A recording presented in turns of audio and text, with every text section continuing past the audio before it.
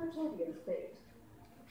Sister chromatids are held at the centromere, controlling the presence of protein structures called kinetochore at the surface.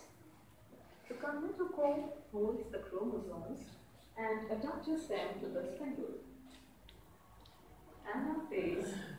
During anaphase, the sister chromatids separate at the kinetochores, and the daughter chromosomes, along with the divided centromere, move towards the opposite poles as the microtubule shortens. The poles of the spindle also move apart and help to separate the chromosomes. As the chromosomes separate completely into two sets, one at each pole, anaphase is considered complete.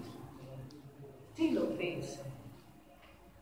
During telophase, the daughter chromosomes arrive at the pole, and the chromatin starts to decoil. Also, the nuclei will form along with nucleoli.